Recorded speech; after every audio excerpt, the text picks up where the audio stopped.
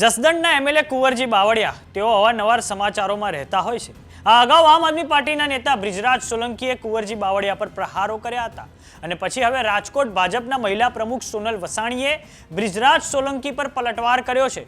જોકે તેમણે બ્રિજરાજ સોલંકીનો ઉલ્લેખ સુદ્ધા નથી કર્યો, પરંતુ આડકતરા પ્રહાર કર્યા છે। તો આવો જાણીએ શું છે સમાચાર। નમસ્કાર, જમાવટ સાથે હું છું પાર્થ।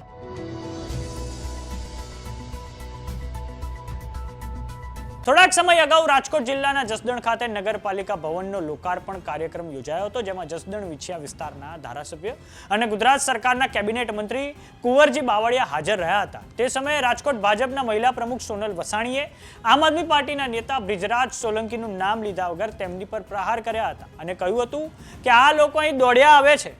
અમે જ્યારે માર્કેટમાં ઉતરીએ ત્યારે સાથે જ ભારતીય જનતા પાર્ટી અને કુંવરજી બાવળિયા સાહેબના નેતૃત્વમાં જે કામ કરી રહ્યા છીએ એમાં જ્યારે અમે ગામડે ગામડે જઈને માણસોને સમજાવીશું ત્યારે ખબર પડશે કે કેટલું કામ હવે ભારતીય જનતા પાર્ટી અને જસદણ વિધાનસભામાં થઈ રહ્યું છે। આ સાંભળો રાજકોટ ભાજપના મહિલા પ્રમુખ સોનલ વસાણીએ શું કહ્યું છે। મૂછું ચડાવીને ધોઈડા આવે છે, એને આખા ગુજરાતમાં મોટું થવું હોય તો વડનો કોક નેતાએ ગોતવો પડે ને, એટલે અહીંયા ધોઈડા આવે છે। પણ અમે જ્યારે માર્કેટમાં ઉતરશું અને અમે જે અદના સૈનિક ભારતીય જનતા પાર્ટીના અને કુંવરજીભાઈ બાવળિયા સાહેબના નેતૃત્વમાં અમે જે કામ કરી રહ્યા છીએ ને, એમાં જ્યારે અમે ગામડે ગામડે જઈ અને માણસોને સમજાવશું ત્યારે ખબર પડશે કે કેટલું કામ અહીંયા ભારતીય જનતા પાર્ટી અને આ વિધાનસભામાં થઈ રહ્યું છે। તમે આજે સાયન્સ કોલેજ એટલે કોઈ વિચાર ન કરી શકે કે જસદણમાં સાયન્સ કોલેજ, એક વખત પ્રાઇવેટમાં પણ કોઈને જવું હોય ને જસદણના લોકોને, તો અમારી પાસે લાગવગ લઈને આવતા કે સોનલબેન જસદણનો દીકરો છે, જસદણની દીકરી છે, સાયન્સમાં એડમિશન લેવું છે, તમે રાજકોટમાં લાગવગ કરી દો એટલે અમે પાછા મોટા નેતાઓને વાત કરીએ। પણ તમે વિચાર તો કરો, આજે સાયન્સ કોલેજ જસદણમાં થવા જઈ રહી છે। આજે તમે ગ્રાઉન્ડ, સ્પોર્ટ્સ ગ્રાઉન્ડ એકવાર જઈ આવો, 6 કરોડ અંદાજિત 6 કરોડના ખર્ચે હશે, એનાથી પણ વધારે ખર્ચે હોઈ શકે એવા નવનિર્માણ બિલ્ડિંગોના કાર્યક્રમો થઈ રહ્યા છે અને એક રોડ સ્વાભાવિક છે। આજે માણસોની વાત કરીએ બ્રિજરાજ સોલંકીની, તો તેઓ અવારનવાર જસદણ વિછિયાના એમએલએ કુંવરજી બાવળિયાને પડકાર ફેંકતા રહે છે।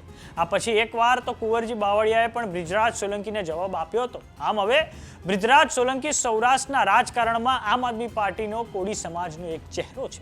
તો આ સાંભળો બે નેતાઓ બ્રિજરાજ સોલંકી અને કુંવરજી બાવળિયાની ભૂતકાળની નિવેદનબાજી। કેસો થયા છે કે પાછા ખેંચાવી લેવામાં આવે, અને જો તમે એવું કહેતા હોય, તમને એવું લાગતું હોય કે બ્રિજરાજ સોલંકી જસદણ અને વિછિયાની અંદર રાજકારણ કરવા માટે આવે છે, ચૂંટણી લડવા માટે આવે છે, તો આપના માધ્યમથી હું કુંવરજીભાઈ બાવળિયા સાહેબને ચેલેન્જ આપું છું કે આવતા 10 દિવસની અંદર જો બાવળિયા સાહેબ આ 92 જણાના કેસો પાછા ખેંચાવી લેશે તો બ્રિજરાજ સોલંકી જીવનમાં ક્યારેય જસદણ અને વિછિયાની ધરતી ઉપર પગ નહીં મૂકે, એ આપના માધ્યમથી અમને કહેવા માંગુ છું। બીજાની તેવડ નથી, વાતો કરવા વાળાની ભાવનગરમાંથી આવીને શિવરાજપુરમાં મૂછું ચડાવીને કહે ને એનું તેવડ નથી। એમનો ઇતિહાસ ને ભૂતકાળ જોઈજો ને, ભાવનગરમાં ઇતિહાસ ને ભૂતકાળ શું છે। આપને જણાવી દઈએ કે બ્રિજરાજ સોલંકી અને કુંવરજી બાવળિયાની આ નિવેદનબાજીઓને લઈને અખિલ ભારતીય કોળી સમાજનો ઉપાધ્યક્ષ પ્રવીણ કોળીએ બંને નેતાઓને શાંતિ રાખવા માટે અપીલ કરી હતી। કોળી સમાજ એ ગુજરાત વિધાનસભાની 27 બેઠકો પર નિર્ણાયક બને છે। તો કેવો લાગ્યો અમારો વિડીયો અમને કોમેન્ટ બોક્સમાં લખીને જરૂર જણાવો। જો તમે અમને યુટ્યુબ પર જોઈ રહ્યા તો સબસ્ક્રાઇબ કરો, જો તમે અમને ઇન્સ્ટાગ્રામ અને ફેસબુક પર જોઈ રહ્યા તો ફોલો કરો, સાથે જ અમારી વોટ્સઅપ ચેનલ આવી ગઈ છે, જોઈન કરવાનું ના ભૂલતા। નમસ્કાર।